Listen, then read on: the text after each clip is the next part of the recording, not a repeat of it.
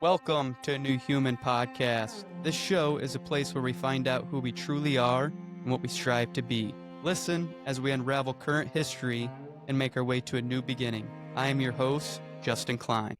I'm Justin Klein. And Brian, jumping right in, tell me a little bit about yourself, where you're from, and let's get to know each other here quick.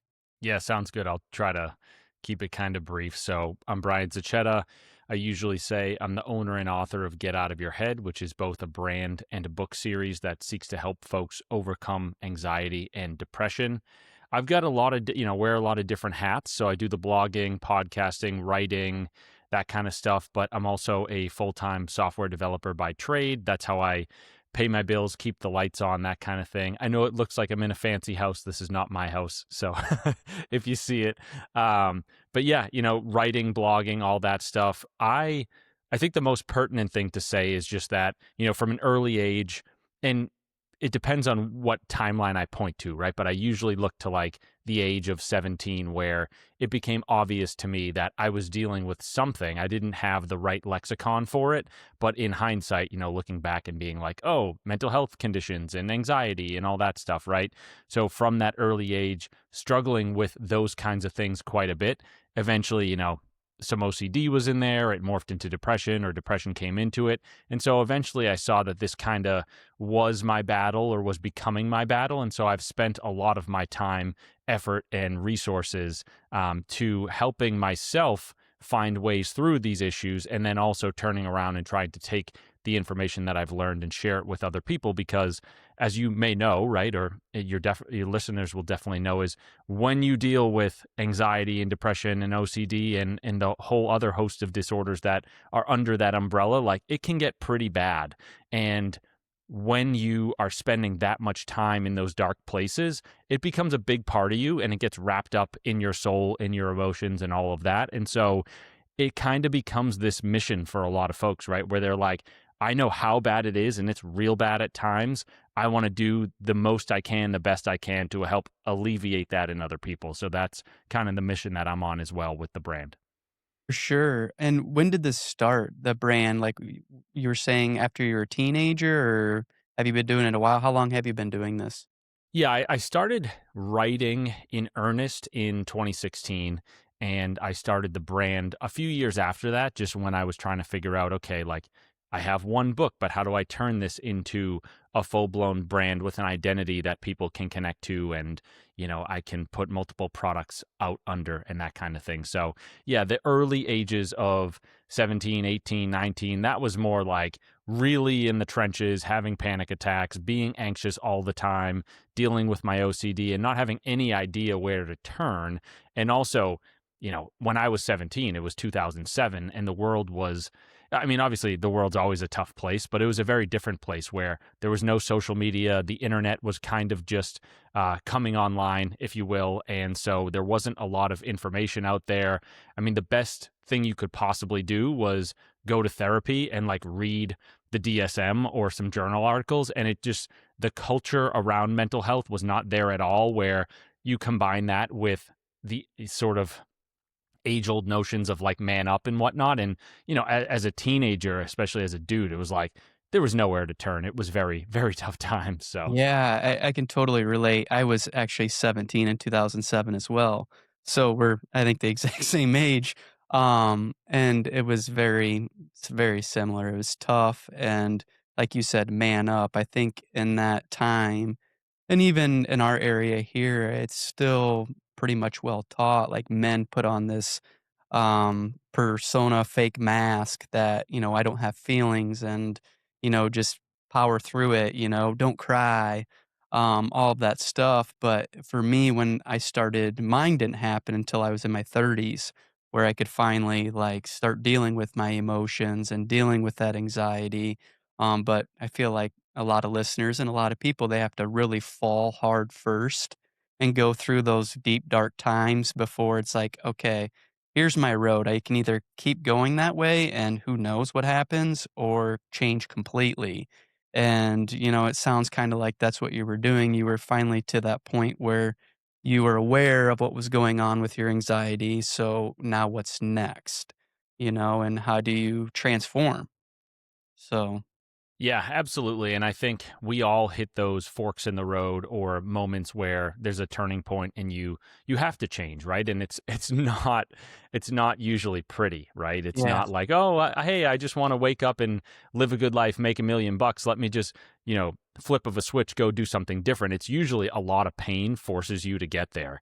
And I know for me, like there's a lot of different stories I could tell and a lot of different paths that I walked over the years, but I know one thing that was very common for me, or sort of like a pattern that kept replaying itself, was especially, you think about like, okay, at 17, 18, you're a teenager. Most teenagers start drinking, and then you go off to college if you're lucky enough, and you're probably drinking a lot there as well. And so as the years ticked by, and I mean, it didn't take that long, but I knew pretty early on that I used drinking as a crutch for like not being able to deal with emotions, right? So I have always had issues with social anxiety and just intimacy in general. And I couldn't put words to these things because I was just like, oh, I'm nervous and I don't know why and I don't know what to do. But I did know that, at 18, 19, 20, if I had a whole bunch of beers and I went to a party, there was no social anxiety, right? And so it became a little bit of I'm not going to say that it was the perfect drug because obviously even at 18, 19, 20, if you drink enough, you're still going to get hungover. mhm. But you're a little bit more spry at that age where, yeah, maybe if you don't totally overdo it, you might not be hungover. And just that feeling of liquid courage and invincibility of like, oh man, I have like 5, 6 beers and holy crap, I can talk to anyone and I'm not nervous about it. I'm not in my head. Like for a lot of people, that is fundamentally like life changing. The issue is you can only run that course for long enough until you're, let's say, 30 years old and you're like close to an alcoholic and you haven't solved any of the real problems in your life, right? That was everything you just said. That was my path, and it was almost like a superhero is what I would explain to people is, you're that scared, shy boy, or let's just be Superman, for example, for our listeners. And, Clark Clint Kent or whatever his name is, he's this nerd and he's kind of awkward. And as soon as he puts on his, outfit, he's invincible. And he's just got charisma, he's strong, he doesn't care what others think. And everything you just said nailed it. And that's like you said, a lot of people, um, I'm afraid, do that until eventually you hit rock bottom, and then it's like, "Now what do we do?" So Brian, get out of your head, is that what it's called, right? What do you do? I mean, what was the first stone that you stepped on really to start changing and to, uh, understand yourself and begin your new path? Yeah, I think this is where it's going to be honest, but it's not going to be sexy. So people will probably appreciate it, but they might not like it, right? Is we want those quick answers. We want those silver bullets to be like, all right, I had a drinking problem and I had intimacy issues and I just found this one thing. I went and I did magic mushrooms one time and my entire life was transformed. It's like, sure, there are some things that give you a better return than others, but there's no silver bullet, unfortunately, right? What you really have to do is you kind of have to be committed to the path and you have to be open to different ideas, being like, hey, if I'm actually at rock bottom, clearly things aren't going well right now. So the way that I'm living my life, the things that I'm taking part in are not serving me or possibly destroying me. And so me sitting here being like, well, I'm unwilling to go to therapy. I'm unwilling to do XYZ, unwilling to have these conversations, like that is the whole problem in and of itself. And so until you are willing to turn those stones over, I'm not going to say you're not going to get anywhere, but you're not going to get very far. Now, from there, the path looks different for everybody because one, everybody responds to different things, and two, everybody has, even if we both said, like, Justin and I, right, of we both had issues with drinking, like the reasons for that, even if it was just wanting to get that Superman effect, wanting to have that charisma, that confidence, still the underlying emotions and stories and narratives way down in the subconscious, those are still different between the two of us, even if the manifestation in real life looks the same. So again, it's not the sexiest answer, but it's really starting to walk that path and trying different things and seeing where you get the best result. So I will say that, like, for a lot of people, right, what ends up being helpful in the end is going to therapy. And again, not really a sexy answer, but the reason behind that is you have these patterns that are driving your behavior, and until you get to the root of those patterns, you're just going to keep acting the same way that you have in the past, or you're going to change for a little bit and then those patterns are going to pull you back. And the tough thing with therapy, and again, you could go a bunch of different routes here, it doesn't have to be therapy, but the reason that therapy tends to work is it takes a long time to figure out who you are, why you do the things that you do, and then change those things, right? And if you are continually showing up weekly with somebody that you trust and somebody that you have confidence in, you're eventually going to get there, assuming that you have that trust and the therapist is actually good.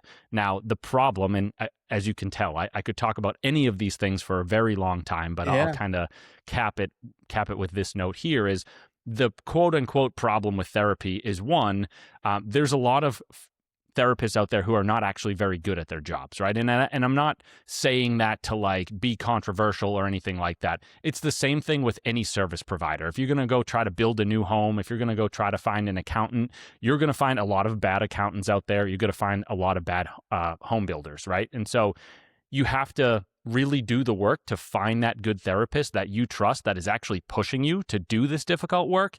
And that is only assuming that you are lucky or fortunate enough to be able to afford therapy in the first place, or Mhm. have a provider that is either near you, geographically speaking, or does remote, Zoom, sort of the video chat kind of therapy. So it's very challenging, right? And I want to eventually get to different things that we could explore as well, because therapy is not accessible for everybody. And even if, one of the real challenges is even if you can find somebody, it's like, okay, well, you found someone, but then they don't take your insurance and it's $150 an hour out of pocket and so on and so forth. So I don't want to leave listeners thinking like they have to go down this impossible path. But the research shows that therapy tends to work in the long run because it's that methodical, planned, sort of appointment that's on the calendar again and again and again, right? The sort of equivalent that I would give is if you want to put on muscle and you want to lose weight, you don't say, hey, I'm going to go to the gym one time. You say, maybe either I hire a personal trainer and I have that appointment on my calendar 3 days a week, or I show up, I commit to showing up 3 days a week and doing the work myself without that trainer. And, everybody knows without the accountability, the likelihood that you follow through is just a little bit lower. So Absolutely. Touching on that a little bit, because I've noticed this with myself, and some of our clients as well. Uh, we were talking about the patterns and, our subconscious just, being in that mode where, unless you absolutely show up and start doing the work, to make the change happen, um, where I was going with that is you start changing, let's say. Let's say, Brian, your story or maybe somebody else's story, they start seeing results, you start seeing this change and you're on this good road and you're out of your own head, you're becoming this new human, and 2 years go by and all of a sudden the same thing comes around that used to trigger you. Now and I've had this happen to me, so it's being mindful of it and aware of it. Can you touch on that a bit, like in yourself or if people you've worked with? Like, do you have any get out of jail free cards on how to deal with that or move through that transition? Because what I'm getting at is I think that's kinda like the final test, and even with healing, it's like you think you've gone through it. "Okay, I healed from that trauma," or whatever it is, and then all of a sudden, out of nowhere, it comes back again, and it's like but in a different style, maybe it's not as aggressive, and it's like, "Okay, how am I gonna react here?" Being mindful. What's your thoughts on that? yeah, I would love to, after I give my spiel, I'd love to maybe dive into something specific to be like, okay, Yeah, how do we address that one right. specifically? Yeah, What I would say is that, again, these things do take time, and the hallmark or the signifier of saying that you have figured this out or recovered from it or whatever, right, is that essentially like the thing comes at you and it should, or it would have, triggered some emotional response in you, and now it triggers some other response, right? And the challenge with this is, I think a lot of people look at all of these things in black and white terms, right? So they say, oh, when somebody used to yell at me, like my boss or my mom or my dad or my brother, whatever, right? When they yelled at me, like, that was triggering for me, and I'd go into this response. And I want to get to the place where I don't have that trigger whatsoever, and I don't have that response. I just live my life normally. I'm mindful and all of that. The tricky part is that that reaction is actually a gradient, right? And so we're thinking we're going to turn the switch from 1 to 0, when in reality, you're trying to get a little bit better with it over time. And one of the things that people don't talk about all that often is, again, we think we're going to get to that 0 response, when in reality, what real healing looks like in practice for most people is, you don't go from 1 to 0 and stay at 0 forever. You go from 1 to like zero point 0.6 or zero point 0.4 or whatever is kind of in your ballpark of manageable. And then you have your other tools that you've built up around that to make it such that even when you get that response that's a zero point 0.5, and I know I'm just throwing numbers out there, but Yeah. I think you get the point. You then use those tools to be like, okay, the response is there. I have that feeling in my body. It's not like I'm living in some fantasy world where I feel as though I'm never going to get triggered again. It's, can you change the way that trigger represents itself to you and what you do about it? Because let's be honest, right? Another example that I give is, people will say to me, oh, okay, like, you wrote a book about anxiety and you're the anxiety guy or whatever. Is like, how do I get rid of my anxiety forever? And I'm like, good luck, dude. Like, life is so uncertain. There are so many obstacles that are going to be thrown your way. If you want full certainty that nothing bad is ever going to happen to you, I'm not even going to say it out loud, but you know what that looks like, right? It's not being alive. And so the trick is not necessarily, becoming a bubble boy, if you will. It's saying, how do I find ways to live with those stressors and make it such that I'm in a better place overall? So when they hit me in a lower capacity. And then when that capacity comes up, do I have the tools to be able to remain mindful and process that emotion in real time? Yeah, for sure. I mean, that makes perfect sense. Where do you wanna go here, Brian? I mean, do you wanna go into your book a little bit, or a little bit more of your story, or we wanna pick a topic here? I think so. I mean, we'll have to figure out this question eventually, but you had asked about triggers themselves, and I was like, I love trying to stay on the concrete side of things, to be, if you have an example, I mean, not to put you on the spot, but if you had one in your own life you wanted to talk about, I'd be happy to do that. If you want to talk about one at large, we could do that as well. I mean, I think that anytime that you can give folks something concrete to chew over, that's usually pretty helpful. Yeah. I mean, I think honestly right now, even for myself that I notice, and a big part of the world we're living in is diet, and being mindful, like, and I don't know if you'd call that a trigger per se, but, for me, like it's baseball season for our kids and, you go to a game and what do they have at the concession stands when you don't have food? It's all garbage. But it's at one of those points, like myself, I'll do fasting and I do great on my diet. I eat as healthy as I can, and then all of a sudden, I'm at a game, I'm getting popcorn and a bag of M&Ms. And then I judge myself for that. I'm hard on myself where it's like, dude, come on, you're over that. You shouldn't have did that. But then I look at other people and try not to judge or whatnot. But it's like everywhere we go, there's just this huge food crisis. And, for the guy that wants to be healthy, but everywhere I go, it's okay, well, this isn't good, or this meat I'm getting from this store is not good. I don't know if that you can touch a little base on that with food, per se, if that would be triggering. I think for a lot of people, it pretty much is. It's kind of a lifestyle too. Like, where do you want to go today? Should we go to this restaurant and, get pizza, homemade pizza for this? And it's becoming a culture versus like, 100 years ago, we were just getting food just to survive, if that makes sense.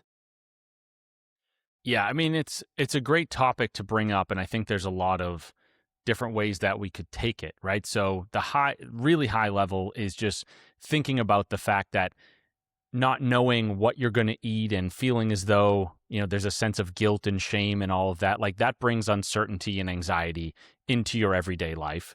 I think if you drop down further and you say, like, what effect does our diet have on our mental state, on anxiety and those kinds of things, there's a lot of literature out there, right? So the high level that I would give there is when you start talking about the idea of like metabolic health, metabolic energy, it's essentially, right, it's like, does your body and do your cells have the capacity to create ATP, to create energy that fuels the activities that you do in your daily life? And so I mean, it's a little cheesy, but a lot of people will say, like, if you have a sports car, you don't put like, crude oil into it. You put like high Yeah. end, really Mhm. nice fuel into the car, and then it operates well, right? And so the idea behind metabolic health, metabolic energy is like, the more that your cells are able to create, synthesize, and distribute energy across your body, the better that your brain is going to work, the better that your muscles are going to work, the better your tendons are going to work, so on and so forth. And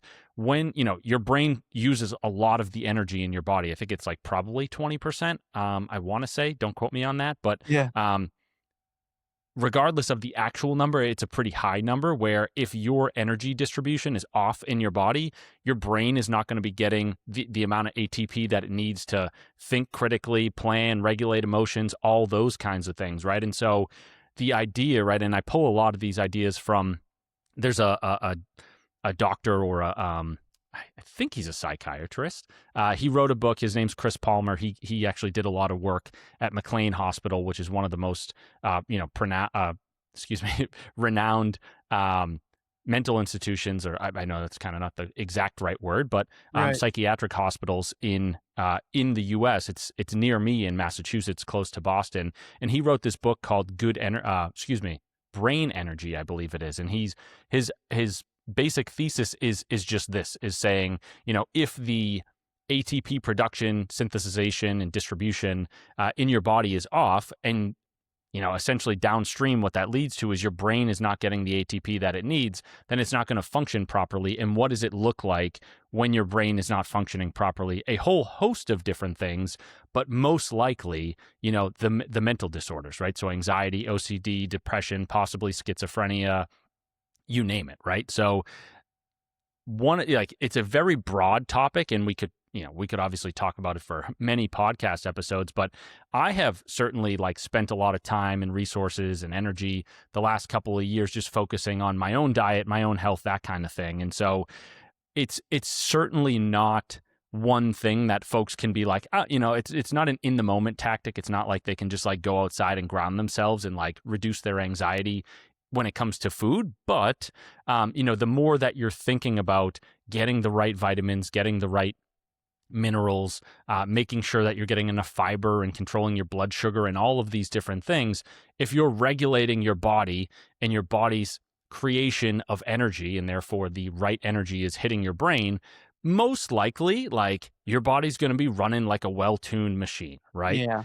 And so again, it's very broad, it's very high level, and there's a lot of details that go into it. But for a lot of folks, right, they look at diet and they're just like, oh, it's just food. Like, I eat what I want to eat, I have a good time with it. They're more so thinking about macro, as in like, fat and carbs and Mhm. protein, not necessarily the micronutrients. And a lot of folks don't even think that diet has anything to do with mental health, when in reality, it certainly does, right? There's a lot of research out there showing that, like, if you don't have enough vitamin D, if you don't have enough omega-3 coming from your diet or supplementation, those kinds of deficiencies can lead to things like, depressive disorders and whatnot. And so, again, it's a very vast topic, but I think in general, it's really important to think about, right? Because when you boil it down, you want to have enough energy to not only get out of bed every day, but also feel good and go, accomplish the things that you want to accomplish. And how do you do that? You put the right fuel into the car. And Yeah. I know, obviously, this is cheesy too, but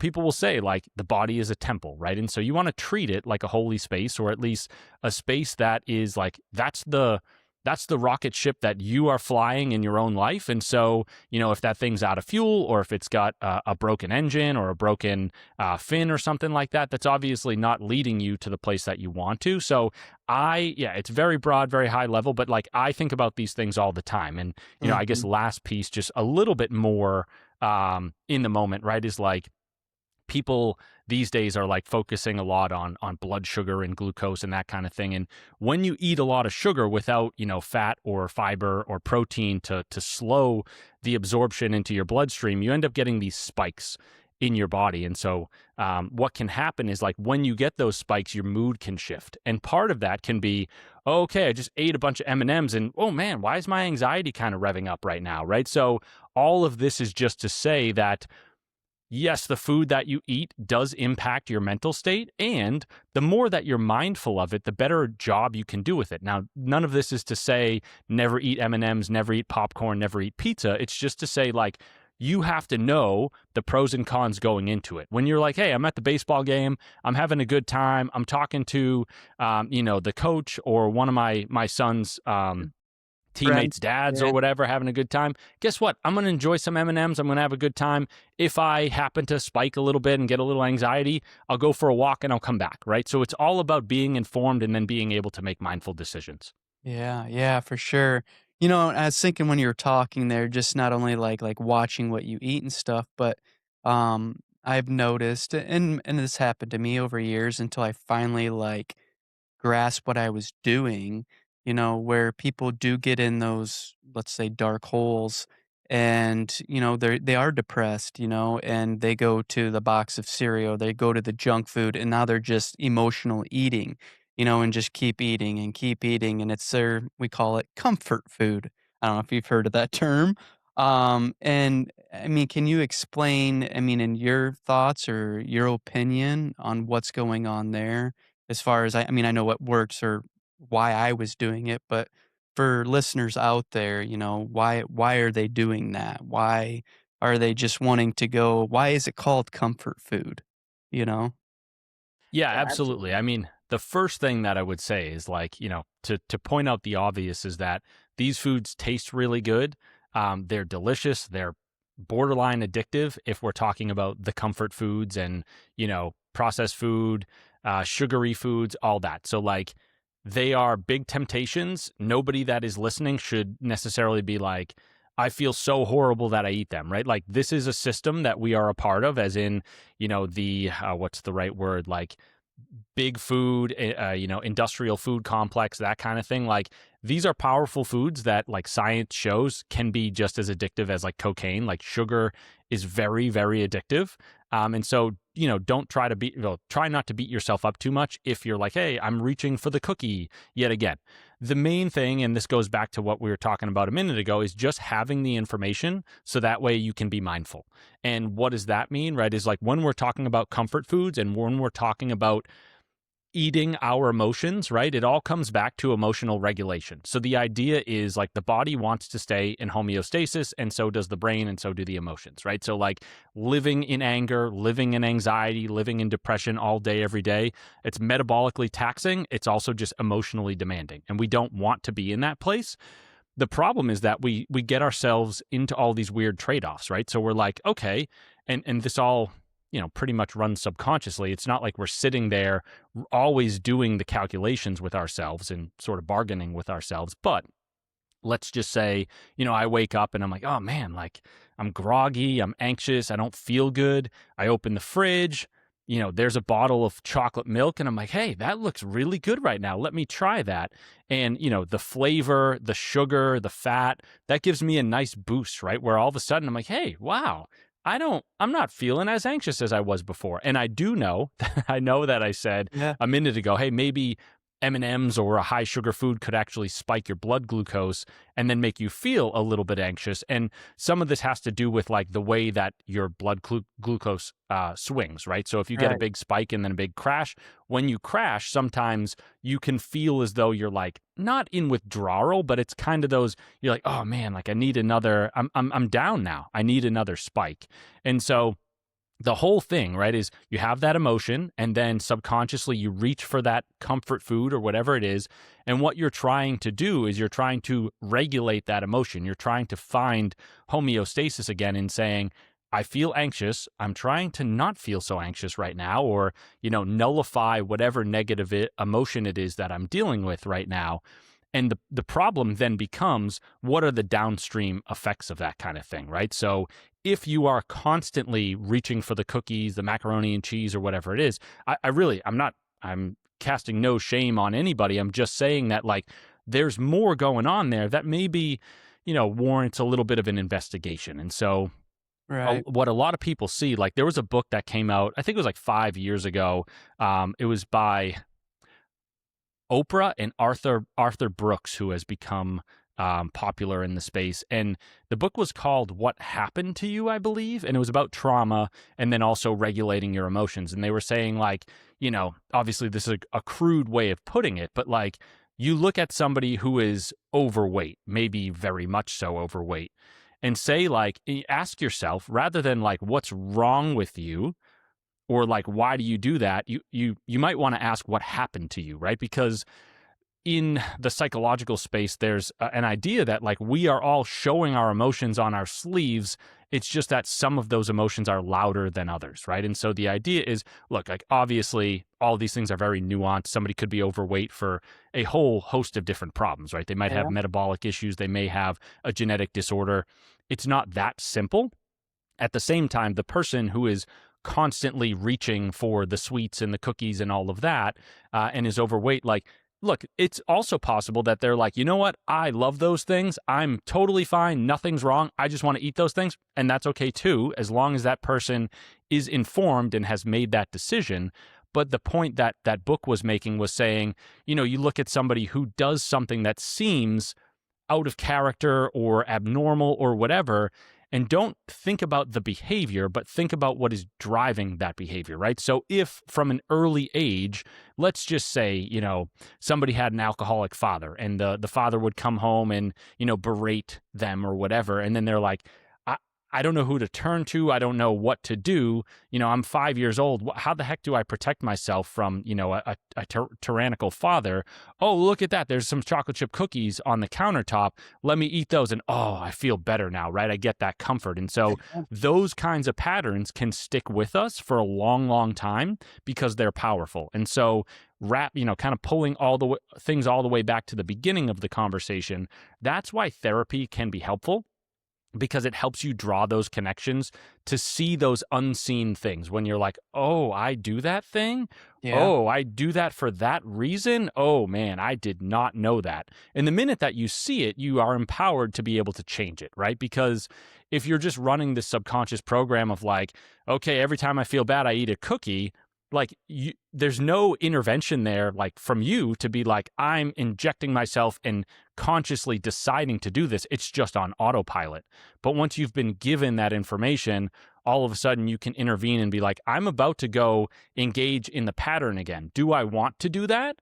Now that I know that I do that, what other things could I do in this moment to intervene and help myself feel better in a different fashion? Right. No, that's where you were getting. I'm like, where's this ending at? And then yeah, you hit it because I wanted to talk to you about the patterns, and then you ended on it. But the patterns and being conditioned, like many, I feel like, of us out there, including myself in the beginning of my journey, I was just on autopilot. You wake up in the morning, you brush your teeth, you put the clothes on, you go to work, you have your lunch, you come home. Not to say there's anything wrong with this, but I'm saying it was just very scripted and it was very routine until, like I went to therapy. It was actually how I started my journey as well. But where I'm getting at with this is we've been using the program, calling it programming, where you're just, and patterns, where you're just doing, doing, doing. At what point does one, I mean, and including yourself, become aware of those thoughts to where, and find the willpower to change that? Because that's where I want to get into next, where I want to go is being and living conscious living, watching what I'm doing, changing those patterns, creating new patterns. At what point did that happen for you? And as well as is the only way just therapy, or were you doing something different? To answer the question up front, I would say therapy is most certainly not the only way. Mhm. It's just a way that the research tends to show that it does work once you find a therapist that you like, and that is generally a successful or good therapist, right? Other things that you can do, right? Like there's a lot of things that you can do along the way. So um, not just therapy, but like we look at all the different modalities, right? So, like, if you wanted to, you could explore any of these things. You could do meditation. You could potentially explore like psychedelic drugs or psychedelic therapy, if you will. That's like kind of becoming a more popular thing in the space these days. I think one thing that is really helpful or important to talk about is like isolation versus intimacy. In the concept or the I talking about the idea that like when you look at anxiety and depression and these different conditions is I'm not saying that like somebody who's very social and has a lot of friends can't be anxious, can't be depressed, but when you look at the numbers, it tends to skew towards the folks that are more isolated than not, right? So somebody who is anxious or somebody who's depressed tends to have fewer close social bonds and that kind of thing. And I think that like the more that you work on your specific relationships, whether it's friendships, an intimate partner, whatever, you learn a lot, right? And some people will even say that relationships are like that's where you do spiritual work. And that's a loaded term, take it however you want to take it, but one of the things that you see, right, is like all of your patterns play out in your relationships. And so what people will often say is like the only thing that all your relationships have in common is you. And so Mhm. for example, if we all have that friend or colleague or whatever who everybody to them is a jerk, right? They're like, he's a jerk and she's a jerk and whatever. And you're like, I'm not saying that they're not, but when everybody is a jerk, I think that points to something deeper, right? It doesn't necessarily mean that that person is a jerk, right? The person who's saying that, but there could be a level of projection there. There could also just be a pattern running there where, like, for example, somehow they learned not to stand up for themselves, right? They learned to be a doormat or to kind of like look out for everybody's pleasure or, just them feeling okay or whatever. And so if they don't feel empowered to, hold the line or stand up for themselves or whatever, they're going to feel like they're getting walked on all the time. And so, again, in that specific example, it might not necessarily be that all those other people are jerks. It also might not necessarily be that the person saying that is a jerk. It might just be that the dynamic between that person and all their relationships make it such that they keep feeling that way, right? And until they see that dynamic, that's that kind of unseen thing that I alluded to earlier, which could probably be identified in therapy. Until they see that dynamic, it's very, very hard for them to change because they have no idea what's going on. And so, an analogy that I like to give is I kind of call it like the stinky trash can, if you will. And so there was a colleague that I had. It was about a decade ago, and so I went over to his apartment, and I'd go over like he'd have people over like once a month or whatever. And every time we walked into this apartment, the trash can was so darn stinky, and everybody would walk in and be like, "Oh my god, what happened? It's like a bomb went off in here." And he'd always be like, "Nah, it's fine. I don't know what you're talking about." And the issue is the more that you live in the situation in which you live, you become adapted to it, right? And so that stinky trash can becomes background noise. Just like that pattern for that person who calls everybody a jerk, that becomes background noise as well. What you need is you need those trusted friends to come into the apartment and be like, dude, your trash stinks. You need to take it out, right? In the same way that a therapist would be like, I sense a pattern here. I sense that you're doing this specific thing. Do you want to investigate that a little bit more? Do you want to uncover that and try to make some progress with it? Because otherwise, you're just swimming in water that you don't even know that you're in. Mhm. Yeah. Gosh, beautiful, man.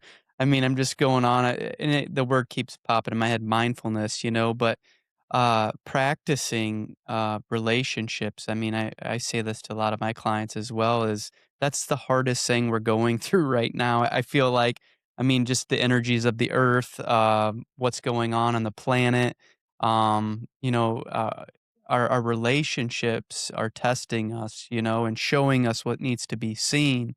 And, instead of going to the psychiatrist or going to the healer or worker or the doctor or whatever it is, paying attention just in your own life, practicing it every hour, even during this conversation right now, what we're thinking of, what we're doing, starts with there, and it can become a lifelong practice.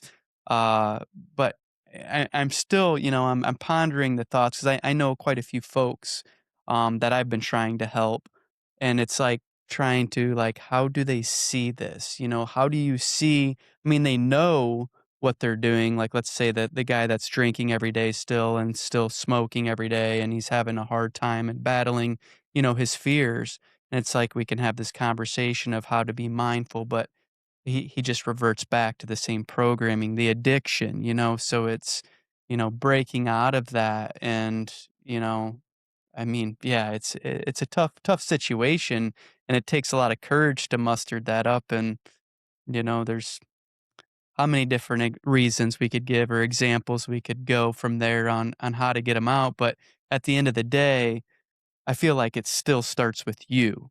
You know what I'm saying? Like, if you're not the one, if Brian's not the one ready to change this, it's not gonna stick. I mean, including myself. I mean, I was an addict to alcohol, and finally it came down to me wanting to quit for my family and to break that pattern. And then from there, everything just snowballed. It was like, oh, there's another breadcrumb, and it just kept going.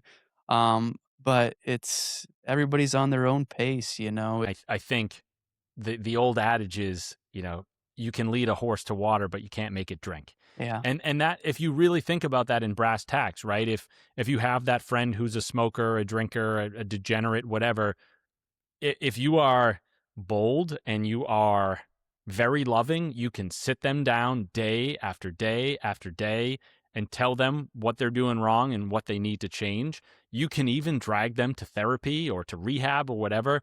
The issue is like they still need to take the action, right? Even if you're like, I'm dropping you off at the front door of rehab, here you go. They still have to walk in the door. They still have to make the change themselves.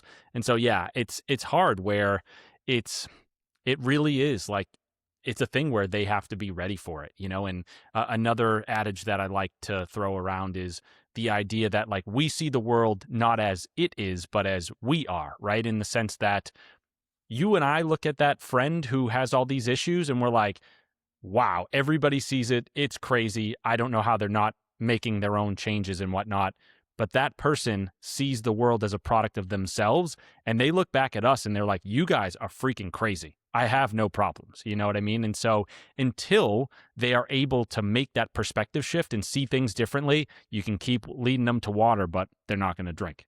Yeah. Yeah, and that's important to know, and it's even myself, I've had to remind myself, with that with clients, it's like I want them, to learn and to free themselves essentially, free them from the, you know, fog. And it's like, wait, Justin, don't say this. You can't do that because then I'm doing the work for them. And they're not learning from it. It's going back to, I think in the beginning of our conversation, is sometimes for this to really work and to really want change to happen is you got to fall hard. You got to go through the deep, deep, dark memories and thoughts and everything. Unfortunately, I don't know if I can say honestly that I know somebody that it was easy, where it was like they just gradually tiptoed their way through the water versus just swan diving into the ocean, of sharks. I mean, can you like, is there some like easier ways to go about this? I mean, I think there's sort of the availability bias or availability heuristic, which is like, we think of all the sort of emotionally resonant examples where we're like, oh, remember when Jimmy was so messed up and he dove into the head first into the pool of sharks. We probably don't hear as many of the stories of the folks who are like a little bit off course and then they come back and they do the work, right? Because they're not suffering as much, and so like even if they are making the change, like they're probably keeping it kind of close to the vest and that kind of thing. Um, you definitely brought up a bunch of points there that like just get my mind going, and one of them is um, if you talk to therapists who are good, right?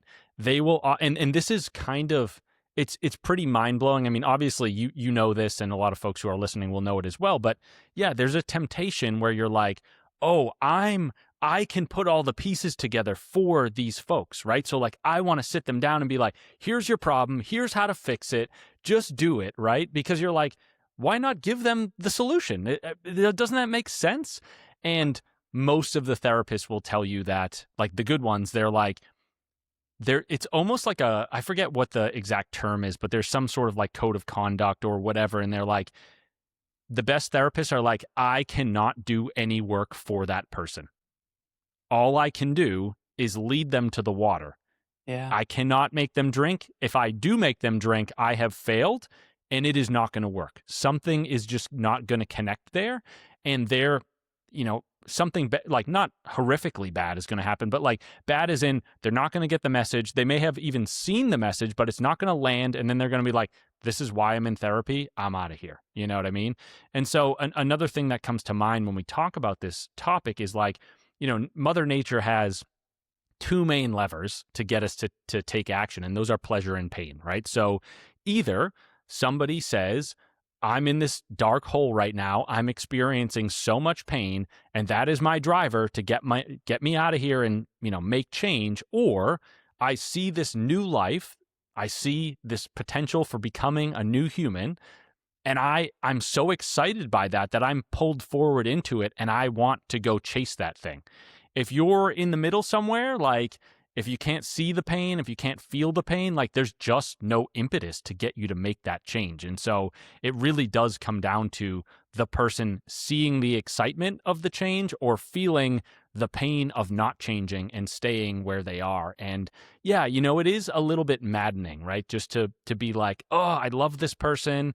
I Yeah. want to be able to make the change for them and tell them. But I think the more that you go through different challenges in life and on the mental health front, you see that like things don't always work the way that we think they would. Like there's often, I think there's a philosopher from I forget what decade. I want to say like the 50s, but Alan Watts, who like kind of is making a comeback on TikTok or Yeah. just on social these days, and he had this idea of like the backwards law, which is essentially like the more that you chase positivity, right? You're like, I'm going headlong after this thing. Why am I not happy? I need to find happiness.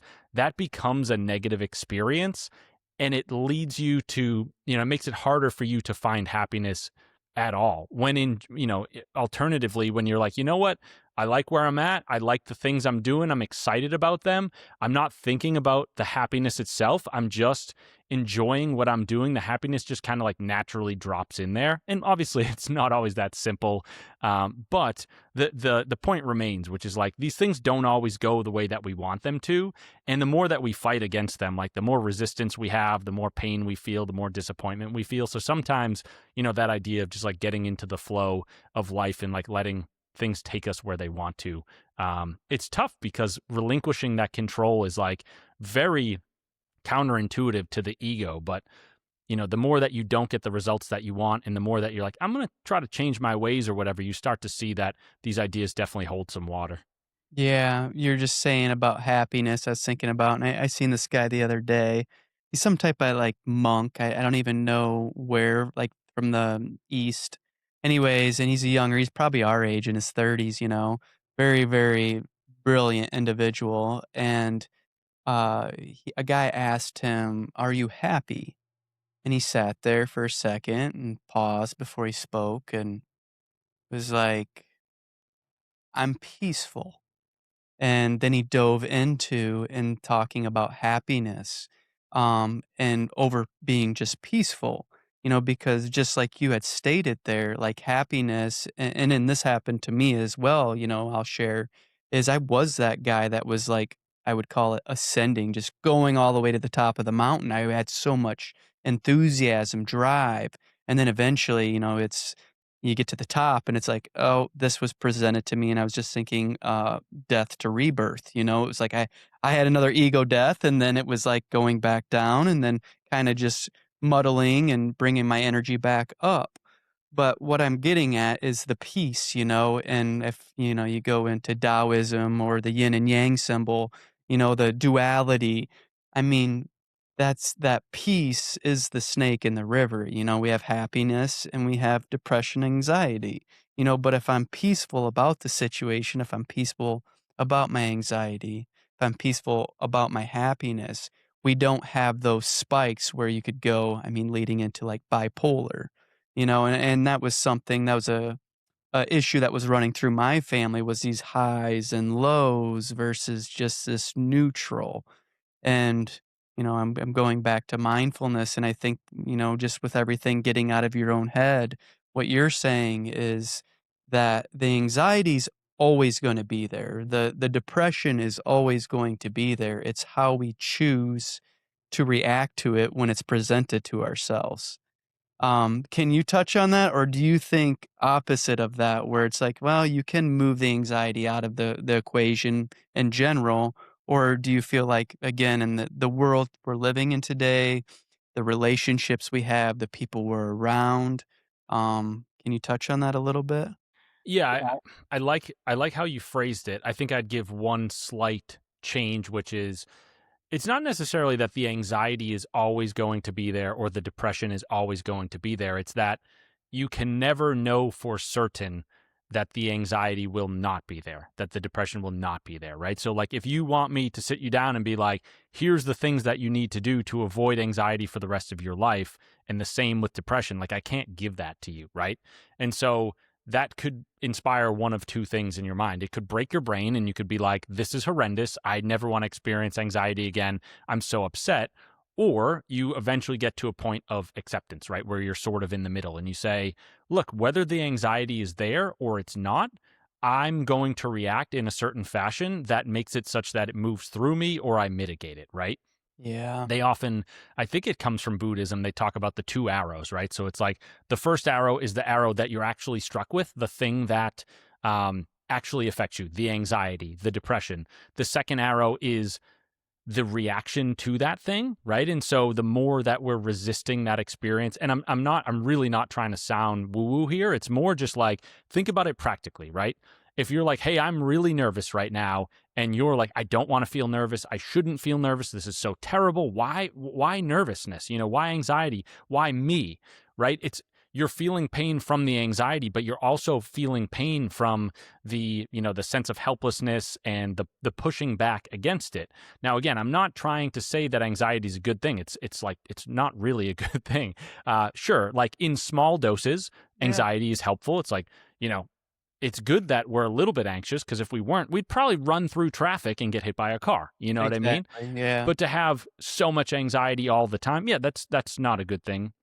That's for sure. And so the idea is essentially like when that anxiety comes up, just being able to stay aware, be present, be mindful, and be like, okay, how am I reacting to it in this moment? And understanding that, yeah, like I can never promise myself nor anyone else that the anxiety is never going to return. And so, therefore, it's all about looking at that second arrow and saying, like, how am I going to react to it? Do I want to suffer one time or do I want to suffer two times? Two times being that second arrow, that reaction to the pain itself. And the real counterintuitive thing is that it's not just like arrow one and arrow two. Arrow two actually affects arrow one, if you think about it, right? So, Yeah. how I like to talk about this is saying that, people will kind of be like, oh, well, when you resist, you get more anxiety and all that. Like, physiologically speaking, when you have that anxiety, your heart rate is spiked. Your blood is rushing to your extremities. You're getting that tunnel vision. Maybe you're sweating and butterflies in your stomach and all of that. When you resist that, what does that look like? That's you pushing back with frustration, fear, anger, all of those things, putting physical tension into your body, right? Like clenching your hands, clenching your muscles, whatever it may be. And as you tighten up and you kind of elicit that fear response, you're sending a message back to your brain that says, hey, maybe we should be scared of this thing. And so arrow one actually ends up growing as a result of arrow two.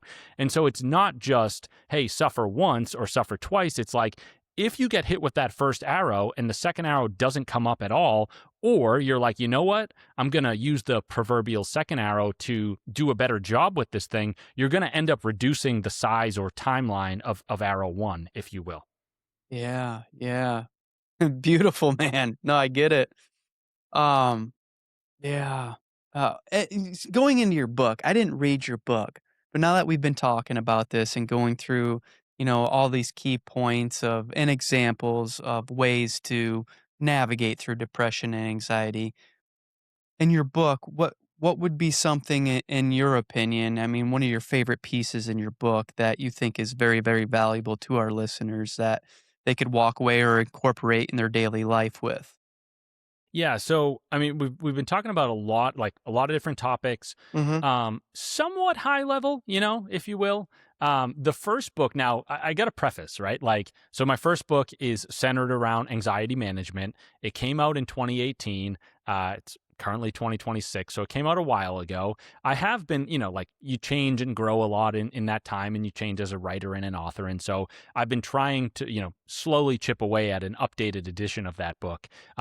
It's still a good book. I would definitely recommend that folks check it out. But I'd like just have learned things that I want to incorporate over time, and some of those things we've talked about already. Yeah. When I look at the book, though, whether it's the version that exists today or the one that is forthcoming, I think about the fact that like I wrote it from essentially like the standpoint of a kid in his in his teens or early to mid 20s being like sort of white knuckling and brute forcing the anxiety thing and being like, I'm looking for as much relief in the moment as I can get. And so how do I bring that about and what tactics are going to be most helpful for me? And so that's kind of the path that the book follows, if you will. So, in the first half of the book, I talk about this simple framework, which I call the 10 steps to getting out of your head. Now, in the book, I kind of walk readers through each individual step and then the application of each step as well, as if, there's a progression that you go 1 through 10 and that gets you out of anxiety and that sort of thing. In reality, right? Like, these are just 10 tactics that listeners can try on and use when they feel empowered to do so. And the idea is I'm trying to give actionable tactics that somebody could take with them because when they're in that moment of, feeling fearful up in front of the class when they have to give a presentation or at a job interview or on a date or whatever it is, right? It like Buddhism and philosophy and whatnot, they only get you so far. And Yeah. so the first book is more oriented toward the actionable stuff that you can do in the moment. And here's the kind of the thing that I wrestle with these days is that book was great for me and for listeners to be like, how do I get out of anxiety in the moment? The problem that I have been seeing over the last decade is it can help get you out of anxiety in the moment, but does it reach down into those deeper patterns and help you resolve those over the long term?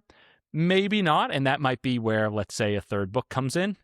I've Yeah. got my second book on depression. So anyway, enough of the preamble, but what I kind of want to dive into is, so I've got the 10 steps to getting out of your head, and those are those actionable tactics Yeah. for mitigating anxiety in the moment. I like talking about a few of them or just a couple of them specifically because it gives folks something that they can walk away with. And so I don't, I have them numbered. Here's the thing is they will change a little bit when the updated edition of the book comes out. So if folks are like, hey, I bought the book and it's a different number or whatever, forgive me for that. But, things are a little bit in flux. So I'm just gonna Yeah. talk. I'm just Let's gonna hear go 'em. and we'll Yeah. see where that gets Yeah. us. So um, currently, this is in the revised edition, which is not out yet. Is step 3 is determine the true importance of what's making you anxious, and here's how that looks. Right? Is and a little sort of backdrop to it is we have to remember that anxiety and the nervous system, and specifically the sympathetic nervous system, the fight or flight response, those things are all very much connected, if not the same thing. And they exist to help us get out of threatening and scary situations, right? So you go back to the savannas of Africa and you look at our ancestors, our long ancestors, and you say, okay, that person is faced, face to face with a cheetah, and they know that that cheetah could eat them, so they need to run away, right? What happens physiologically in the body is all those things we talked about earlier. The heart starts racing, blood rushes to the extremities, you get the tunnel vision, you start sweating, so on and so forth. Essentially, what happens is the alarm system goes off in the body. And when that alarm system goes off, right, we get a host of emotional and mental either symptoms or responses as well. One of them being the fear and the anxiety, right? To be like, something's wrong. I need to get the heck out of here. Now, when you look further at all of this physiology and just what's going on inside the brain and inside the body, we often see that, like, okay, so we've got this thing, the amygdala, which I'm sure you've talked about before. Mhm. Folks will often refer to that as the fear center of the brain. And so that's the thing that's like kind of always looking out for our safety and saying, is there fear over here? Is there danger over here? Is there something that could kill me behind those bushes, right? And so when that, if we call that an alarm, right? When that thing starts blaring out, it essentially sends off a whole chain of events, which creates, cortisol and adrenaline and all that in our bodies to basically create that response to say, I am activating you. I am putting that energy and, the blood flow and whatnot into your body to help you get away from that threatening situation. Now, the nuance here and the thing that's frustrating is the amygdala and that response in general tend to be a bit finicky in the sense that they're easy to activate, right? So, and what I mean by that is like you will get an activation whether you're in front of a real cheetah or you're nervous that you have a conversation with your boss in 2 weeks. You know what I mean? If that's the kind of thing that scares you. And so the problem with that is you end up getting a lot of false signals or false alarms. So when I say to folks, right? So again, just to recap, this is step 3, determine the true importance of what's making you anxious. It's to say, be mindful in that exact moment where you feel fearful and say, that gate in my brain, the amygdala, or however we want to phrase it, it kind of goes more so 0 to 1 than it does a true gradient. And again, because it works in a sort of false alarm or finicky fashion, that thing is going to get triggered or very well may get triggered under lesser circumstances that are not necessarily life and death. And so in those moments when you're feeling fearful, this isn't to say like, hey, what you're dealing with isn't a big deal. It's to say, remember that your brain, no matter what, if it gets that response, it thinks the thing that you are dealing with is life or death. That is the response that it is emitting in the body. And yet when you are up on stage or, you're on that date or that job interview or whatever, yes, it's scary. I am not trying to downplay that for anyone.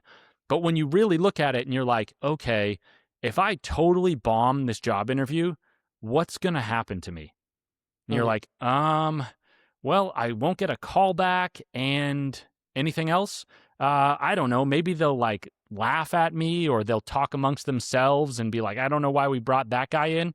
Okay, what's next? Anything else? No, that might be it. I might have to go look for another job.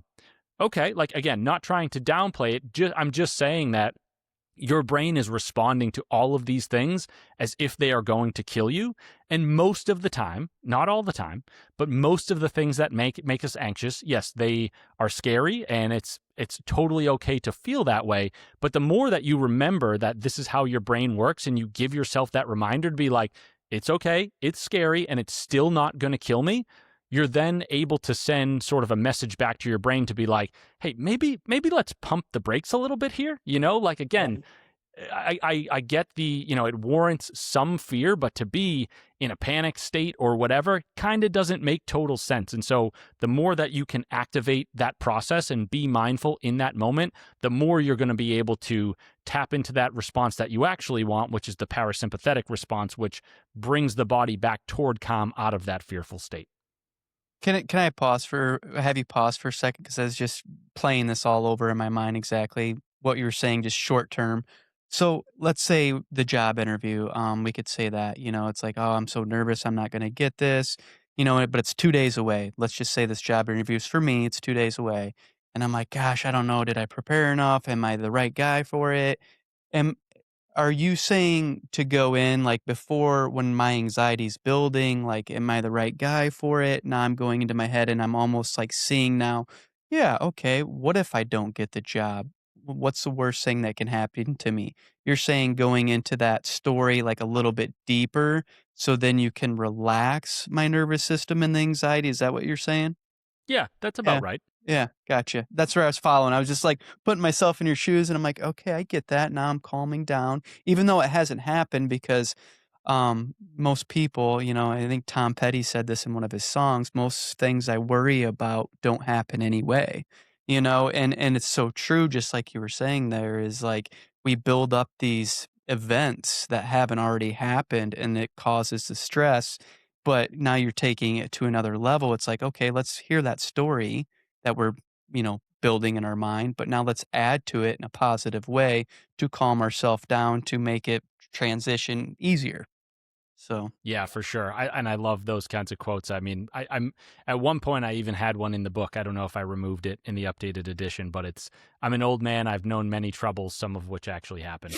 beautiful, man. So step 3, you were saying, now where do we go from here? Yeah, I mean, I kind of want to I'm trying to think about the things that we have talked about Yeah. throughout the conversation and like what would be the most helpful for folks. I guess because we've started to talk about the nervous system, right? And like Mhm. anytime that you're talking about anxiety, I think that's a really important topic to cover. Just thinking about, right, all those mechanisms, the amygdala, sympathetic nervous system, the Yeah. response you get in the body. It's very important to go back to that and just say like, okay, obviously I feel bad, but like why where do these feelings come from? Why does that activation happen in certain situations? Always remembering that there is some link back to survival, right? Is your brain is trying to say, hey, I see a threat there and I'm activating the alarms so that way I can mobilize and get myself out of these dangerous situations. It's kind of just like, with the idea of determining the true importance of what's making you anxious is like we can lock onto that response itself and then the response becomes detached from the stimulus, if you will, right? So like all of a sudden we're focused on our symptoms and how bad we feel and we're not even looking at that original thing that made us feel that way, right? And so that's the piece where you're like, oh, I was just so worried for so many days about my heart racing, my mind whirring, my palms sweating, and just being anxious when I'm like, my brain essentially like played this trick on me to blow it out of proportion. And I use that term loosely because I'm not trying to say that that's what everybody is doing. I'm just saying that like, again, your brain is wired for survival. So like if you get an outsized reaction, that's how the brain is supposed to work, right? The idea is there's this thing called smoke detector theory, which is kind of what I was alluding to earlier is the amygdala is like meant to be a finicky smoke detector because the idea is to turn that smoke detector on is metabolically not that taxing, right? As in terms of like how many calories do you have to spend to turn on the smoke detector? Whereas if so it's essentially like if you turn it on and it turns out that there's not actually a threat behind that bush, you wasted a few calories but no big deal. Whereas if you don't turn on the smoke detector and there was a cheetah behind that bush and it kills you, Yeah. that's pretty bad, Game over. so exactly. Game over. So, Yeah. yeah, just we'll go into one more step quick, just thinking about the nervous system itself and, how all these parts kind of interweave with one another. So, this is step 1. This is a new entry into the book. This was not in the first edition, but so this is move your body or at least your eyes. And it's funny because we already did a lot of the pre-work here where I almost don't even like I can go pretty short, right? Which is to Right. say, okay, thinking about anxiety, thinking about that response in the body, thinking about the fact that when you're faced with that stimulus, your body revs up and fills, your bloodstream with adrenaline and cortisol. What's happening there is you are getting chemical messengers that are saying, take action, run away, find safety, move toward a place where you are no longer faced with this danger. And so those messengers, right, the adrenaline and the cortisol are trying to push you to actually move your body. And here's the challenging piece is that like we obviously no longer live on the savannas of Africa, yet we're still dealing with the same brains and the same bodies from I don't know, 500,000 years ago or what have you. So when you're now faced with these anxiety provoking things, right? Like you're not in front of a cheetah, you're like on your couch contemplating something that scares you. And again, not downplaying it, it's certainly scary. The problem is actually that the kind of threat has evolved in a way that, like, if that were that cheetah in front of you, you would run. You know Mm. what I mean? You would find that safety. The problem is that our environment has changed so much and so quickly around us in comparison to evolution that our brains haven't really been able to keep up. And so they're still playing the same game on the savannah of Africa, where we're like nervous about things that are on our calendars, right? And so what I say about this one is you almost have to meet the brain at its level and play the game that it wants to play, in the sense that if it still thinks that there's a cheetah in front of you and you need to run away from that cheetah, then you kind of, I know it sounds weird, but you kind of have to do something similar, which is like, if you're on the couch and you're sweating over a job interview a week from now, use those chemical messengers that are flowing through your bloodstream to get up off the couch, go for a walk, go for a run, burn those chemicals off a little bit, and kind of just, again, align with the way that your brain and body work. It sounds a little absurd because you're like, well, I didn't actually run away from the job interview or the thing that was threatening me. But again, we've moved away from the actual like stimulus and response and the whole feedback cycle, because we live in this very different environment than we used to. Just to put a pin in it is basically saying is treat those things as if they are those live threats that are in your face, because that's how your brain is interpreting them. And even though it's so counterintuitive and makes no sense, the more that you respond in that fashion, when you're feeling the anxiety and you're like, you know what, I'm going to get up, I'm going to move my body, or at the very least, I'm going to move my eyes. I am going to send a reassuring message back to my brain, which in the same kind of fashion that we saw in step 3, is going to tell the nervous system to power down a little bit and ease up on the gas pedal, and then hopefully, therefore, the anxiety. Yeah. Yeah. I mean, it makes sense. And I've read about it, like even with athletes or bodybuilders of some sort, that just physical activity, like those guys, those athletes seem to have lower stress levels than the couch potato guy or the guy at the office that never moves. Because they're moving, they're taking their attention away from it, which is brilliant, like you kept saying, the tiger or the lion or whatever it is. In those days, yes, we're running, but in today's world, we don't have that per se, but it's still the same thing. It's directing your attention. You're tricking the mind, essentially, is is how I'm interpreting it. Is tricking your mind by doing something physical. I guess kind of just thinking about that first book and kind of giving folks a taste of it, right? So diving into it just a tiny bit more is, I obviously said, right, that like we've got the in the moment tactics and then the larger stuff, the patterns that are subconscious and all that. Like, that book doesn't necessarily address those things, and a book can only be so long, so leaves room for another book. At the same time, like when I wrote that, my intention was, so there's 2 parts of the book. The first part, or the first half, is those in the moment tactics centered around the 10 steps to getting out of your head. The second half was meant to be more of a high level approach to anxiety, to say, like, this is how I frame it, is if the first half is mitigating anxiety when you are already anxious, the attempt of the second half of the book was to say, how do you get into fewer of those anxiety provoking moments, or less of that anxiety in the first place, right? So the thought was, when the reader finishes the book, you have something of a comprehensive toolkit where you're like, okay, my life has less anxiety in it overall, and when I do come up against that anxiety, I can work through it faster. I still totally believe in that. I think the thing, right, with any subject is the more that you peel the onion, the more, like, you see there's more layers to it, right? So Yeah. again, hence, more podcasts, more blog posts, more books in the future, that kind of thing.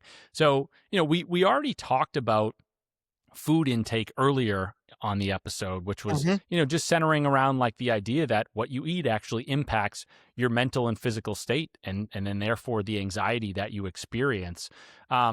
Going off of, a few of the other topics, right? We talked about at a very, very broad and high level, we talked about meditation for Yeah. like 5 seconds earlier. Yeah. That's one of the topics that's in the second half of the book.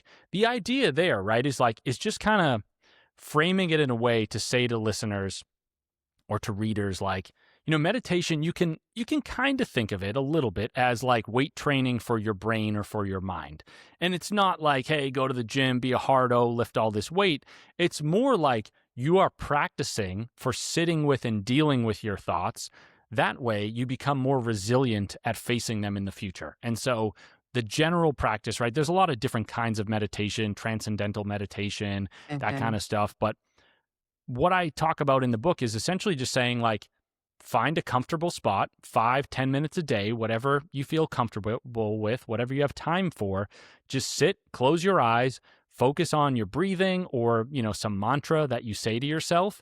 And what's going to happen, right, is like most people start to meditate and they're like, I'm so bad at this. I can't do it. I have all these bad thoughts. Like, I got to imagine that the experts have no negative thoughts flowing through their heads and it's just perfect and easy and all of that.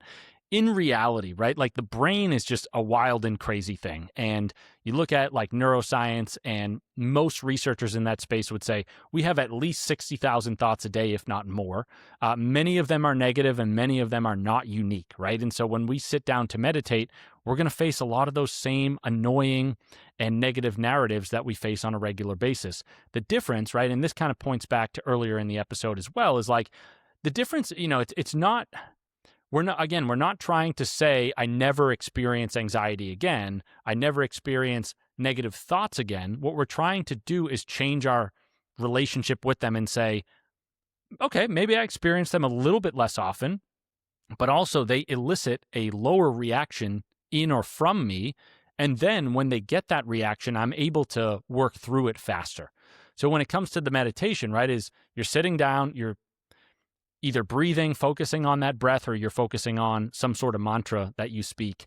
And you're just watching, right? You just want to watch and see what thoughts come up. And again, that challenge is that folks are like, oh, the bad thoughts came up and I'm no good at this. I should quit. Yeah. That is kind of meditation, like at large. And the real goal is not to like resist those thoughts, not to feel bad about yourself, but just practice, right? Like see how quickly, and maybe quickly is the wrong word because I don't want to put pressure on folks, but see how long it takes you to come back to that focus that you have, Yeah. whether that's the breath or the mantra that you're saying to yourself, right? So you're going to sit down, the negative thought is going to come up, you're going to be doing your deep breath, and what's going to happen is that thought is going to pull you out of the focus to your breath, right? Yeah. And all you're trying to do is say, okay, at some point, I'm going to try to release this thing.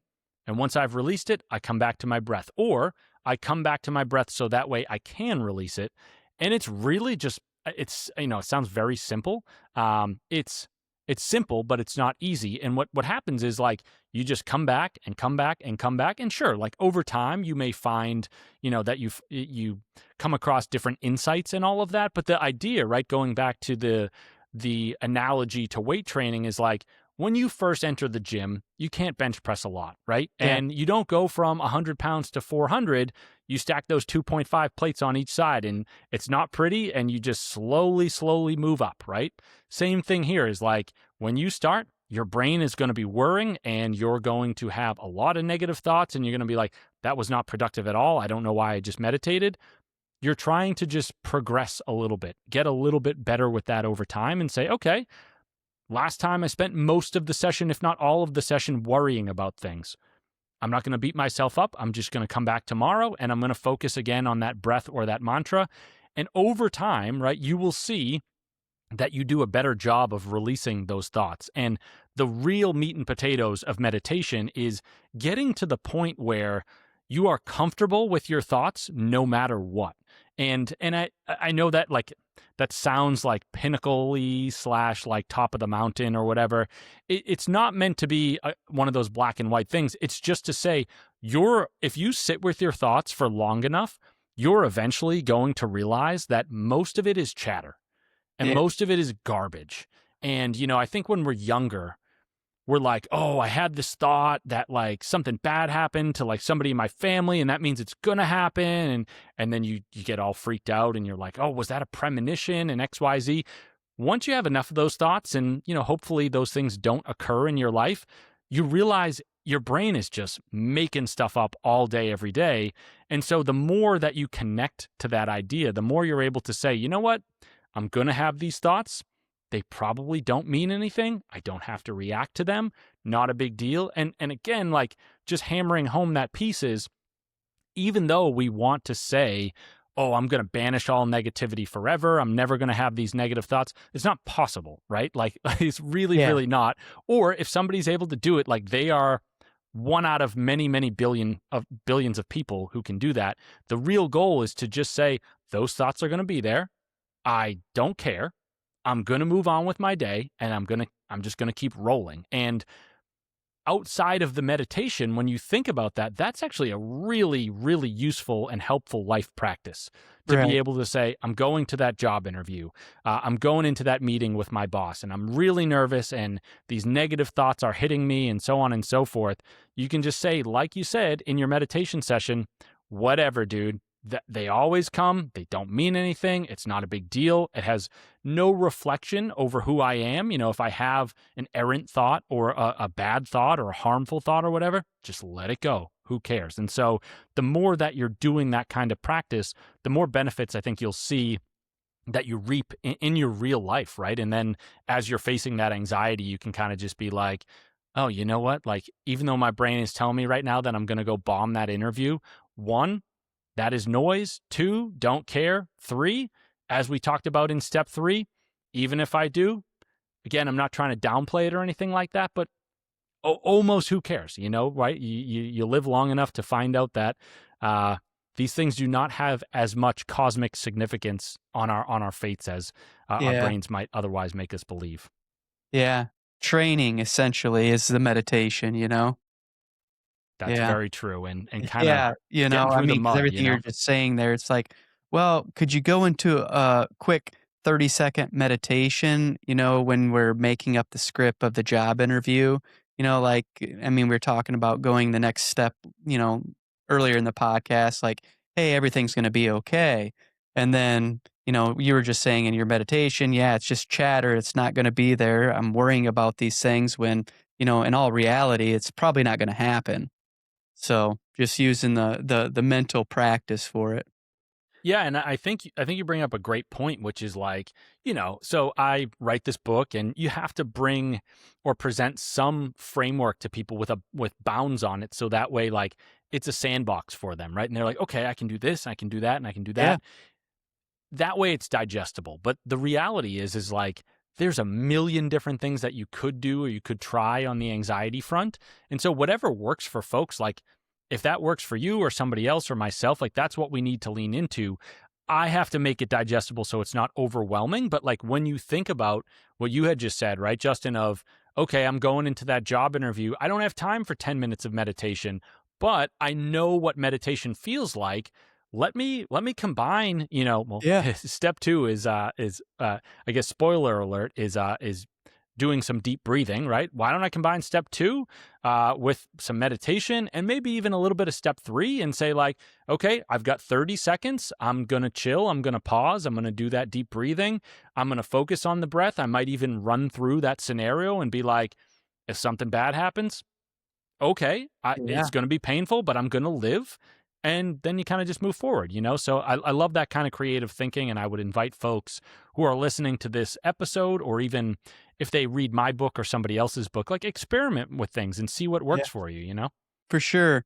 Where can people find out about you and your book? Go to getoutofyourhead.com. That's the best place. Like the book links to the books are there, the blog is there, contact form and all that. So that's Yeah. Get Out of Your Head. No dashes, no spaces, anything like that. Last question for you here before we wrap this up. Out of everything you said today, do you have any last piece that's missing for our listeners? One of your favorite quotes to help them to remember to transition through everything we talked about today? Think what might be, if there's anything missing, it's sort of like the empathic piece or the solidarity piece of, like, you know, we can talk about these things at a high level. We can even go deep and talk about concrete stories and struggles and all that kind of thing. But I think it's always important to call back to the listener and be like, hey, you know, I'm sitting here talking about my anxiety and my mental health and whatnot.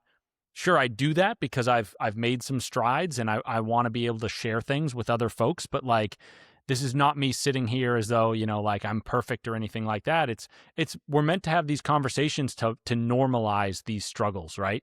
And then that way resist them a little bit less. And so for folks who are listening, like, know that, like, we're all in the same tribe. We're all fighting some of the same battles, and it's very normal to fight those battles. You look at some of the statistics, and it's like Yeah. I think 1 in 5 on a yearly basis will face some sort of mental disorder or condition. And so, yeah, it's tough, it's challenging, and so is life. But at the same time, the more normal you feel in dealing with these things, the less pain you're going to endure along the way, and the more likely you are to reach out for help and all that. So, yeah, to listeners, I would say my heart goes out to you if you're struggling with these things, just as Justin and I have, and probably will continue to in some fashion in the future. But know that you're not alone. Know that things can get better, and to be honest, they probably will. It just takes time. So.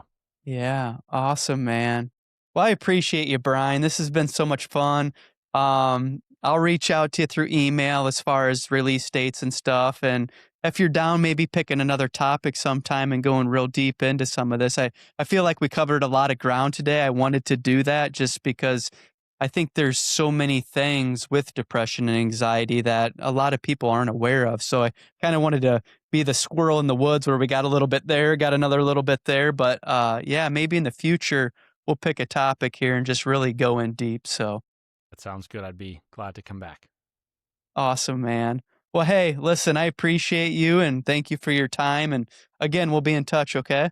Cool. Thanks, Justin. Yep. Take care, Brian. Enjoy the weekend. See ya.